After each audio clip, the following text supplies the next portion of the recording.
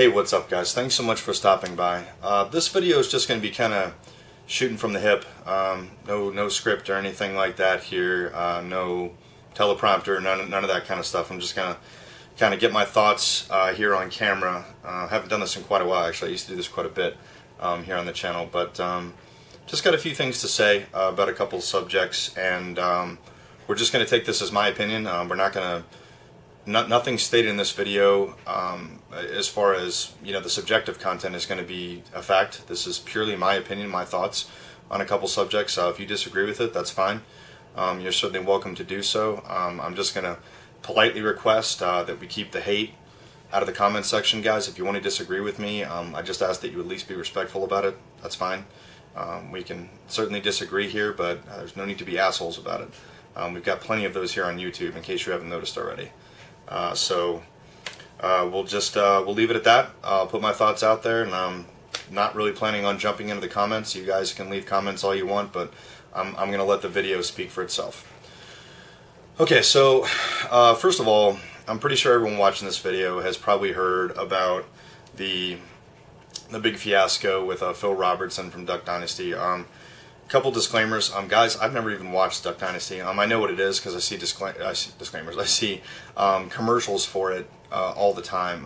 So I'm aware of it. It's a group of guys from down south who are basically millionaires because they make the best duck collars in the world or something like that. So they were rich apparently even before the show started, and apparently it's like the A&E's #1 show and all this stuff. So they've had some success with that, and that's cool.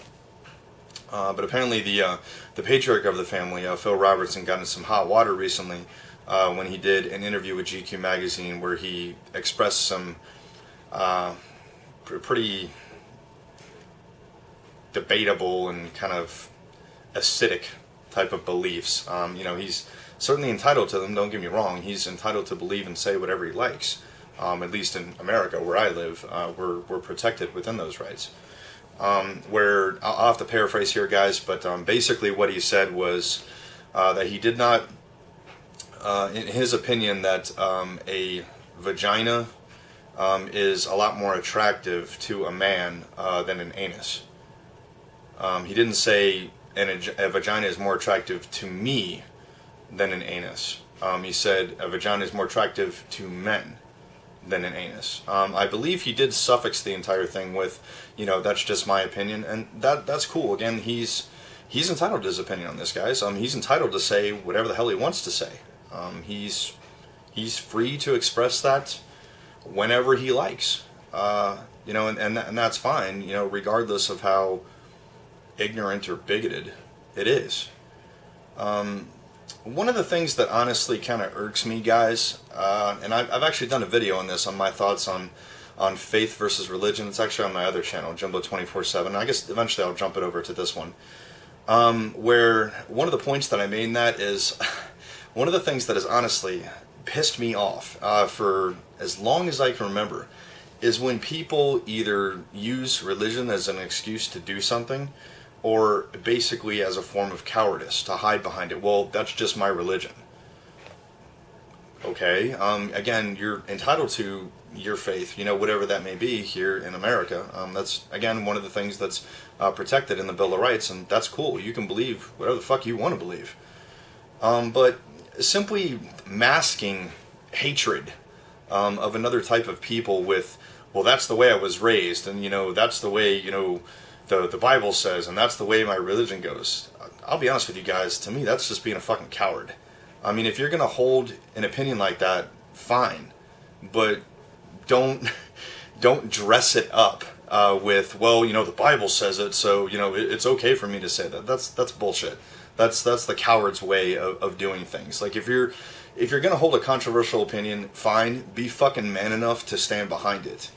Don't bring God or the Bible or Jesus Christ into any of it, because first of all, you're not even quoting the Bible correctly. Second of all, that's just being a pussy.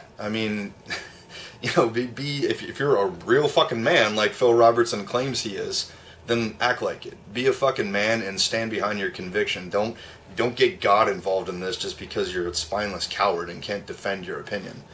So That's my thoughts on that one, guys. The racial thing he said with him, it's something to the degree of, I don't remember blacks being mistreated. He was basically raised in the Deep South, guys. I think he's from Louisiana, and he goes on to say that, I don't remember blacks being mistreated. These people, they were happy and blah, blah, blah, blah, blah. And that may or may not be true. The folks that he worked, I think it was the cotton fields with, may or may not have been happy people. But guys, this guy's an older guy. I mean, we're talking, he was raised long before the Civil Rights Movement, decades before that, I would imagine. He's an older guy, like 60 or 70 years old.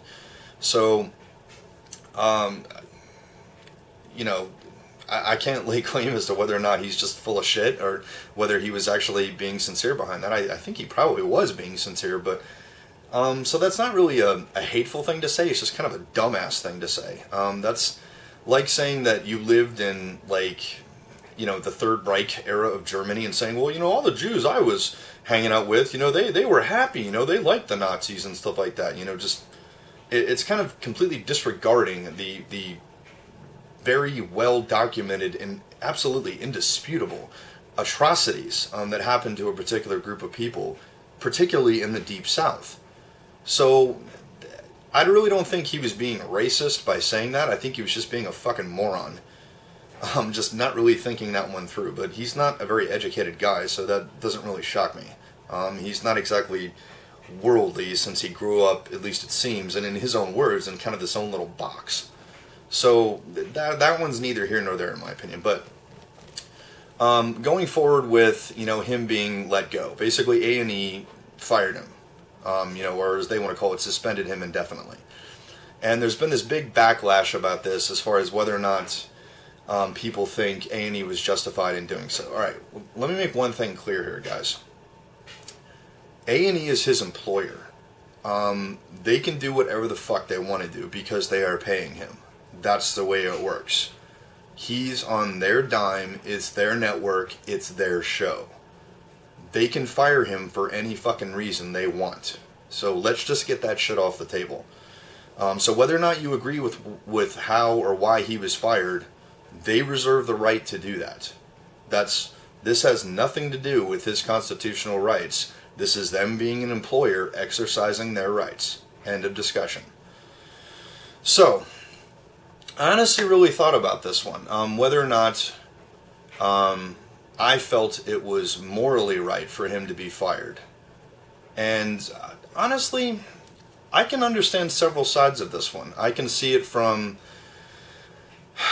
the fan of the Constitution in me thinks like, well, he's just stating his opinion. I mean, he shouldn't be persecuted for stating his opinion, regardless of how ignorant or bigoted it is. I mean, he should be able to say whatever he wants. But on the other hand, I kind of thought about this personally, and I just tried to think about it, what would happen if I said something like that?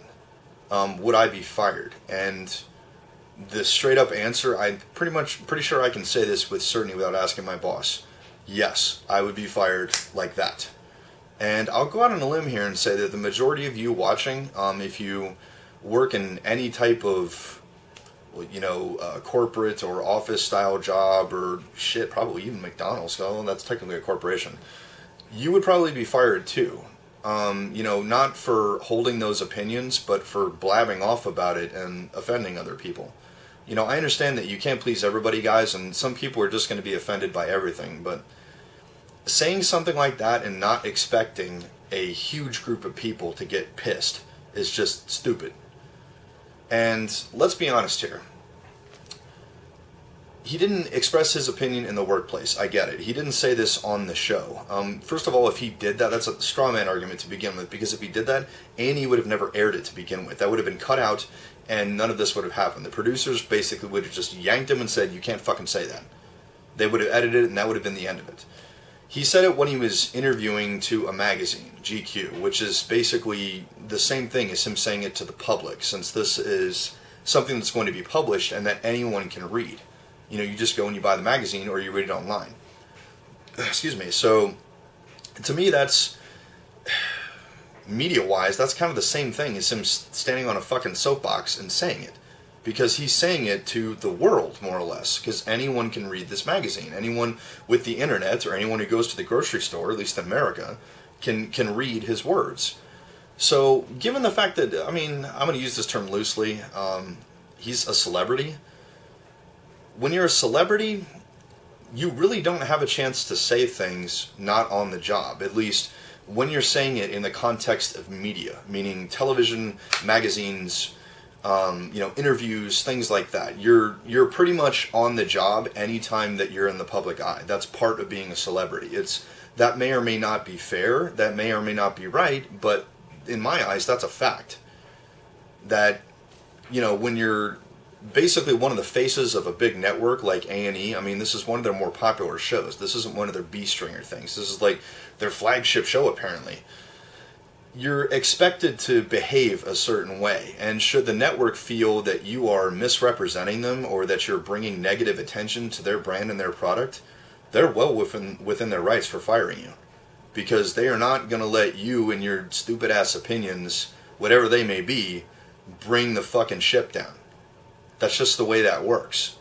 So that's really all I've got to say on that one, guys. Again, that's just my 2 cents. I really thought about this. I actually debated chiming in on this whatsoever, and that's my conclusion at this point on that subject. So that we'll close the book on that one. Okay, so on to the other elephant in the room. This one is a little bit closer to home because this one kind of directly affects me here on YouTube. Disclaimer, guys, none of my videos have been hit with a copyright strike. So whether they will in the future, whether they won't, I don't know. But for those of you not in the know here, basically what's going on is YouTube's kind of bringing the hammer down on Let's Play videos and folks doing reviews of games, both old and new. There doesn't seem to be any particular genre or era of games. It seems to be kind of across the board, where they're basically bringing in copyright strikes and claiming that what you're doing with these games is unauthorized. So the real kicker on this, to me at least, is they're not being sued by anyone, YouTube. They're not being sued by Nintendo or Sega or Electronic Arts, Microsoft, any of these companies. At least as of the time I'm recording this video, no lawsuits have been filed. So it's not because they have a court order basically declaring that they have to do this. This is YouTube's decision that they're doing this. I understand that some of those companies may be pressuring them, and that's fine. But here's my 2 cents on this, guys. First of all, I'm going to speak for myself here, but all of the games that I've shown you on this show are 20 years old or more, roundabouts. So every game that we've done here is no longer published and on a system that is no longer manufactured. And in some cases, with the NES games, the patent for it is public domain. The NES went public in 2008. That's why you can see all these clone systems, and the Genesis is the same, I believe. So, to me, at least with those specific games, if it's public domain, then I think the game should be too.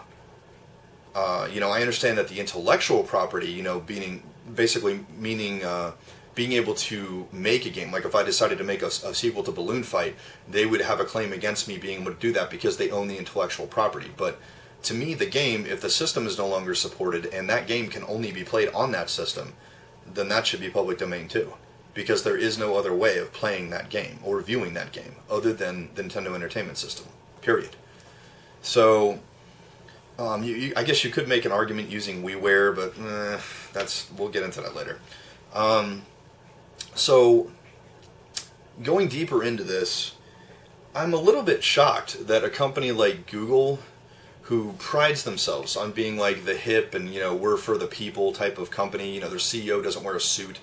He's showing up in like a t-shirt and flip-flops and shit, and that's cool. And I've met people who work at Google, and they're all really fucking cool people, man. I mean, it seems like, I think it's consistently voted the best place to work in the world, as far as employee satisfaction is concerned. I mean, they treat their employees like gold. And that's great, but I'm just a little shocked and appalled that YouTube, on several fronts, is handling it this way. First of all, they're kind of biting the hand that feeds them, because these videos, especially from the larger channels like Classic Game Room, for example, who, by the way, has made a public declaration that he is leaving YouTube because of this. And as I understand it, this guy has been with YouTube and been a partner basically since partners were created. He was one of the original YouTube partners. So the guy pretty much at the top of that particular genre is pulling up stakes and hitting the road because of this bullshit. So, going back to them biting the hand that feeds them, I mean, without these videos, and these videos generate some serious views. I mean, just look at Machinima. That's one of the biggest networks on YouTube. And all that ad revenue is putting money in YouTube's pocket. And without guys like that doing what they do, YouTube would have never really taken off, because they wouldn't be profitable. They make their money from ads and marketing. And without user-created content, which is 99.999% of YouTube, they would have no income. So, in my opinion, guys, I think YouTube should be supporting these people in this, not punishing them. I think they should be backing them up and standing up to these companies that are basically trying to make this ridiculous claim that these people putting up videos of these games is somehow hurting their bottom line, which that in and of itself I think is fucking ridiculous. I don't see how anyone putting up a video of a game is hurting someone's game sales. If they're taking the approach of, well, you're spoiling the game by showing gameplay footage and you're showing you're playing. Okay, first of all, anyone who compares that kind of shit to music or watching a movie is a fucking moron.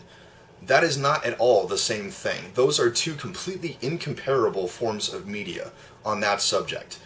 A movie and a song play start to finish the exact same way 1 million out of 1 million times. It does not change.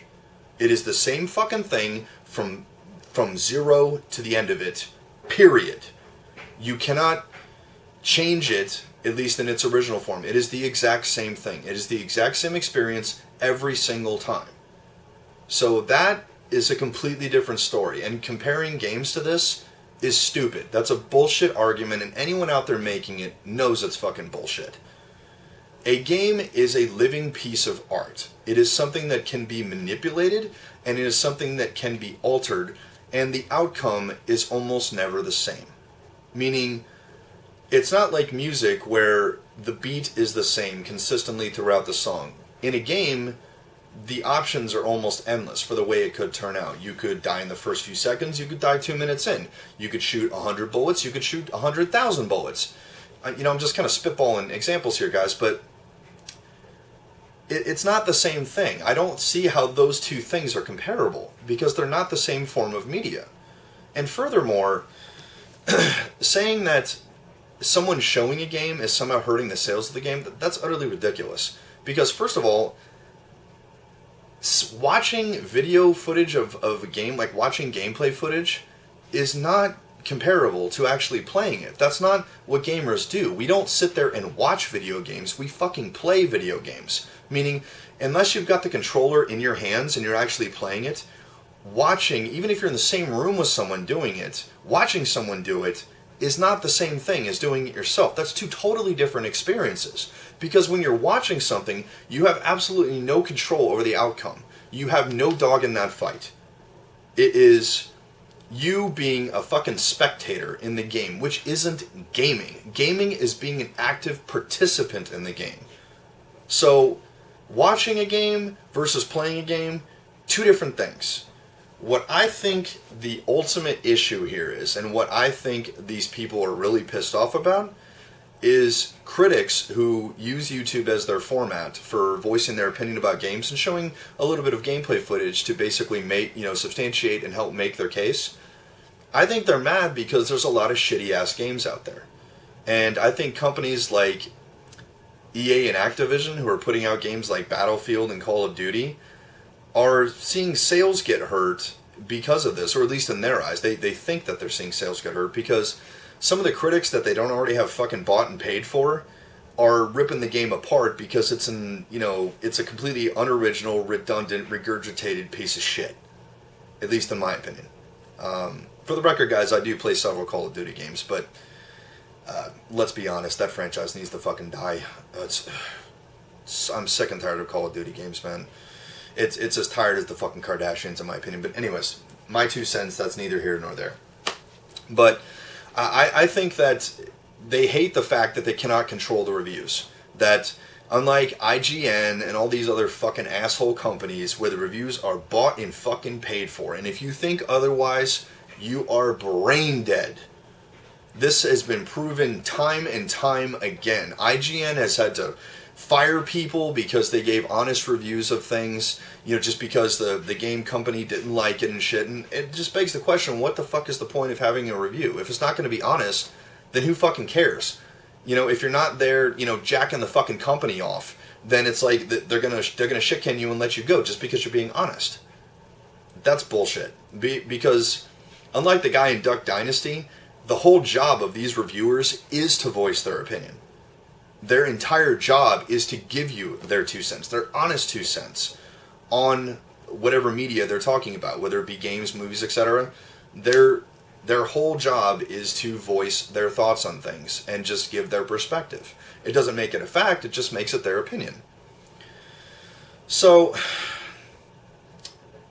I guess, just to address a few of the things individually here, I'm sure that no one at Nintendo will ever watch this. The odds of that happening are pretty fucking slim. But I will say this.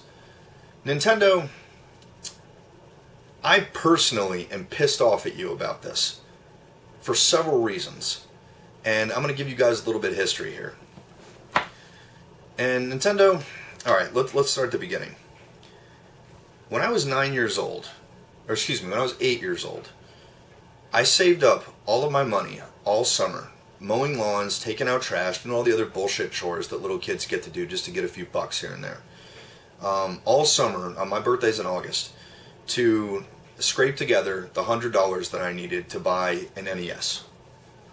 And because I wanted one probably worse than I've ever wanted anything in my life. One of my next door neighbors had one, and that was my first exposure to it, and I just flipped. I said, I have to buy one of these, man. This is fucking amazing.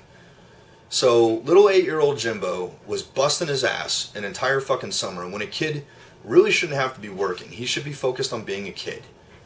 And I pulled the money together, and on my birthday, I got the last few bucks I need. I think my parents told me out with the tax. I needed $5 extra to cover tax. And I bought the system, and I only had one game with it, just Super Mario Brothers and Duck Hunt. And I took it home, and I played the shit out of it. And I can say the exact same thing for when the Super Nintendo came out. I was a little bit older, but, I busted my ass for a long period of time to scrape the cash together to buy that system because I wanted it so badly. And I can say the same thing about the Nintendo 64. I think I was either later in high school or just out of high school. No, it was later in high school. I think I was a junior or senior in high school when that came out. And I busted my ass, to working a job while going to school to scrape together the cash to pay for that. Where I'm going with this, guys, is Nintendo, I have supported you financially and from a fan perspective since I was a kid. And in case you didn't notice, I'm still playing the same shit that I did when I was a kid because I still think it's awesome. I don't think that you should be punishing me for doing that. You should be kissing my ass for helping keep this shit alive. Because of guys like me, and I'm going on a limb here, kind of lumping myself in with a lot of the larger channels on YouTube. Because of guys like me, this kind of shit sells on Wii Virtual, on the Wii Virtual Console. Guys like me are the people who buy that shit. The people that love this stuff and love, recapturing their childhood. The 10 and 11-year-olds who own Wii's now, dude, they don't give a shit about that stuff. I've got a 6-year-old and 8-year-old nephew. They have a Wii and a Wii U. Couldn't fucking care less about the crap on the Wii Virtual Console. They do not give a shit about that stuff. They want to play the modern games. Let's be honest here. The old games are for the old guys. I use that term loosely. The guys who grew up with this stuff. We are your bread and butter as far as that shit is concerned. Why are you trying to fuck us? Seriously. We are your goddamn cheering section on this subject. And being the multi-bajillion dollar company that you are, apparently in your infinite fucking wisdom, you don't see fit as having enough money. So you want to try and take money from little guys who have a salary at doing this, and all they're really doing is rah-rah sis boom bah and fucking supporting you. You should be ashamed of yourself for doing that. The very core gamers that have kept your system alive when far technologically superior systems like the Xbox 360 or Xbox One or PlayStation 3 or PlayStation 4 come out and hardware-wise fucking disintegrate the Wii and the Wii U. But it's guys like me who don't care about that stuff when it comes to Nintendo. We want to play the games. These characters that we grew up loving, Link, Samus Aran, Mario, Luigi, all those things that we grew up loving, we still want to play it. And we know that that can only come from Nintendo. And while, as a rule, you know, you're still cranking out really great games every now and again, you're always going to be the third-party system. You're always going to be the third console. You're not a competitor for Microsoft or for Sony. You're doing your own thing. And that's exactly what I think you should be doing.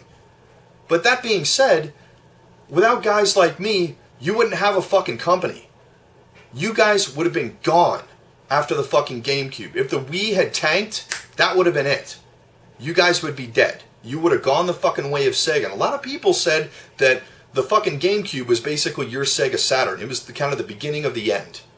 That you maybe had one more shot at it, and Sega took one with the Dreamcast, and that didn't pan out, even though that is an awesome system. If the Wii hadn't succeeded, that would have been it. So, again, you're never going to watch this, and you know that's just that. But guys, I look around this room, and there are a few exceptions. You know, I do like more than Nintendo, but 90% of the shit in this room, all it does is show my love for this fucking brand, because it's what I grew up with. This was something fucking sacred to me when I was a kid. We didn't own a Sega. I got nothing against Sega. There's a shitload of Sega stuff over there, guys. But Sega is not what I grew up with. Nintendo is. I'm just kind of ashamed to be a Nintendo fan right now, to think that I'm supporting a company like this who's so fucking short-sighted that they want to fuck people like me, who we're supporting you. I mean, you shouldn't be punishing us. You should be thanking us for doing this shit, for keeping this shit alive. I really don't know what else to say on this subject. I mean, you could say the same thing about Sega or, you know, the other companies that are involved in this crap, but I'm gonna call Nintendo out personally, because that's something very personal to me. Your fan base, Nintendo, is a very loyal one, and I just don't think you should be treating people like me this way. You tried to do this crap like 6 months ago on YouTube and have all the Let's Play videos removed, and then you backed the fuck off when you saw the fan backlash. Well, guys, in case you're not paying attention right now, you're pissing off 100 times as many people as you did then. So, I mean, there's people talking about boycotts and, you know, not buying Nintendo systems and shit, and the Wii U is doing better in December than it did, mostly thanks to Super Mario World, the new Super Mario World, and that's great. But guys, Nintendo, you're still hurting here. I would hesitate to call that console a success yet. I think it's a great console, but you haven't really hit stride yet. You didn't really hit the ground running like the Xbox One or the PlayStation 4 did, where you couldn't keep those fucking things in stock. So, the fan in me, guys, is just really fucking sad today that we have to actually fight over things like this. But back to Google, guys. This is YouTube. Keyword you, meaning us. We make the content. We basically are the entertainment, the people who put up videos. Google, back us the fuck up on this one. Something else that honestly pisses me off in this whole thing is people saying, like, you know, Google can't stand up to, you know, these giant companies, you know, like Nintendo and Microsoft and EA and shit like that. You know what, guys? To me, that's fucking laughable. That, I think, is coming from a lot of people who really don't know what the fuck they're talking about. Okay, let's get some facts in here. Number one, Google is the largest and most popular search engine on the planet. Do you know what number two is? YouTube. So you have one company who has the two most popular search engines on the face of the earth. And somehow Google, which is an internet institution, it's in the fucking dictionary right now, it's a verb, saying I can Google something, you're trying to sell me on the notion that Google's supposed to be afraid of these fucking companies? That's bullshit. As far as size of the company, guys, there aren't many companies on the earth that are larger than Google. There are a few, but there ain't many. And Nintendo ain't fucking one of them. So, no, I don't buy that for a fucking second. YouTube is supposed to be about you. Meaning us. We, the people who make the content. Google should be backing us up. They should not be afraid of these fucking companies. They should not be worried about lawsuits. In my eyes, if Google really wanted to be the hip and happening company, they should be daring these companies to sue them.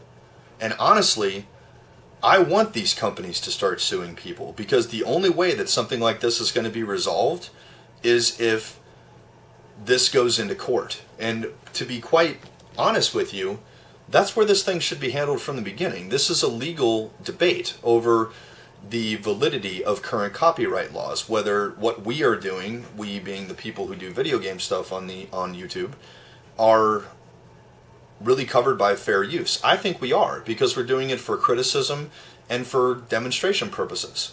You know, one could argue, well, you know, you're being paid for... Okay, well, a fucking movie critic is paid to do movie reviews, and they don't need permission to use clips from the movie. That's covered under fair use because they're doing it for criticism. Why are we any different? I don't understand. I mean, I don't know. To me, that's the same thing. But the real issue here, guys, is not these large companies. Nintendo ultimately is not the problem. EA is ultimately not the problem. Even YouTube ultimately is not the problem.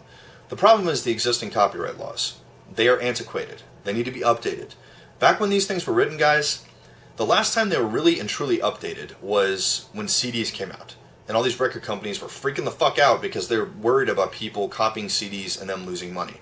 Then we had a kind of a minor freak out when the MP3 really took off, and they adjusted a little bit then. But guys, they haven't really calibrated this thing for something as huge as YouTube has turned out to be. And quite frankly, YouTube is in the cultural vernacular right now, and it's not even unique to America. This is a fucking global thing.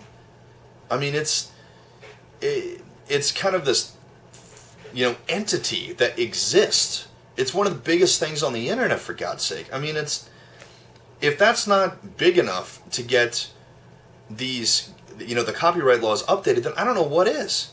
I mean, I can't think of a better example for a court case than this. And quite frankly, guys, I'll go on a record and say, you know, Nintendo, EA, all you guys, I fucking dare you to sue me. I dare you to take me to court. I want you to take me to court on this. I want you to take all of us on YouTube to court over this.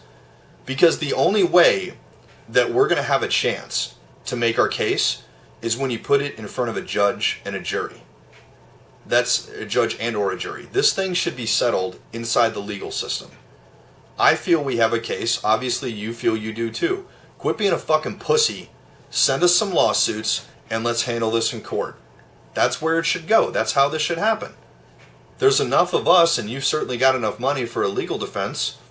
What are you afraid of? You're these giant fucking companies, man. We can't possibly compete with your legal defense. Or can we? Let's find out. Take us to court. Let's settle this like grown-ups. We have one version of the law. You have your version. Let's find out who's right. So, guys, I know this has been an extremely long rant video. For those of you still watching, I sincerely appreciate you sticking it out with me. I just wanted to get my thoughts out there. For any of you out there who've got a dog in this fight, any of you out there who put up game review videos, let's play videos, or anything like that, guys, put up a fucking video. Seriously. This is something worthy of your voice. You don't have to do a freaking extremely long video like I did. Just put something out there, man. Sound off. Give us your thoughts on this shit. Obviously, you have a stake in this because it's what you're doing. You know, whether you're doing it for a profession or whether you're doing it for a hobby, this affects you. So, how about some solidarity, man? Gamers, if nothing else, gamers, we definitely stick together. I mean, at least, the gamers that do what I do, we've kind of got this unspoken solidarity, where you meet another one, it's like meeting a brother or sister you never knew you have. Like, oh, dude, you're a fucking retro gamer? Awesome, you've got something to talk about. So, again, I appreciate everyone stopping by. Thanks so much for watching. To all my fellow gamers out there, fuck these companies. Game on and make more videos. Thanks a lot, guys, and I'll see you next time.